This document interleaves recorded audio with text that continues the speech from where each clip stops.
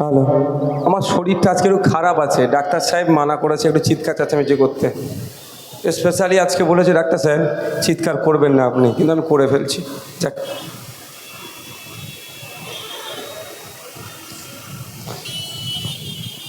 মহব্বতের দোকান ভোটের আগে অনেক জায়গায় খোলে। পশ্চিমবাংলার সুজাপুরের প্রায় 1,34,000 মানুষ আতঙ্কে আছে। মহব্বতের দোকানের মালিক একটা টুইট পর্যন্ত করেনি। একটু বুঝে নেবেন ভাই, একটু তো রেসপেক্ট করি, ওই জন্য নামটা নিতে পারছি না।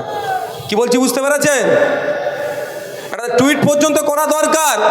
বিজেপি পশ্চিমবাংলার মুসলমানদেরকে নিয়ে ইলেকশন কমিশনকে সামনে রেখে, এসআইআরকে সামনে রেখে যেভাবে হয়রানি করছে, এটা চরম অন্যায়। এতটুকু কথা বলে একটা তো টুইট করা যায় নাকি? সর্বভারতীয় নেতা, কিন্তু তাকে খুঁজে পাওয়া যাচ্ছে না। আমি অনেক ফলো করি, বিভিন্ন জায়গায় মব লিঞ্চিং হচ্ছে, পিটিএ মেরে দিচ্ছে। এই দিল্লিতে হোলিকে কেন্দ্র করে কিভাবে ভাঙচুর করলো, খুন হতে হলো, তখন মহব্বতের দোকানের মালিক যিনি বা অনার পৌঁছাতে দেখেনি, কিন্তু ভোট এসে গেলে লাভ মেরে নাই পুকুরো নেমে পড়ে। ভালো কথা।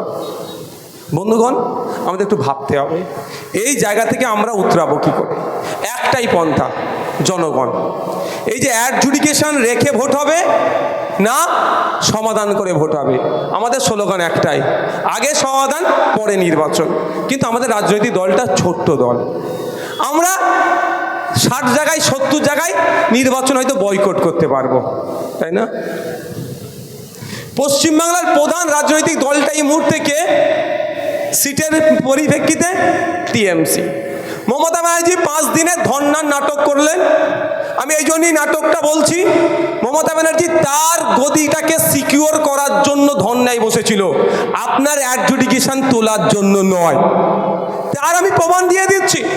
তাহলে মমতা ব্যানার্জির দলের কারো নেতার মুখে একবারও আমি শুনতে পেলাম না এখন পর্যন্ত। আমি যদি ওভারলুক করি আপনারা বলবেন আমাকে, না ভাইজান অমুক নেতাটা বলেছিল যে আগে সমাধান পরে নির্বাচন। কারো মুখে আপনারা শুনেছেন?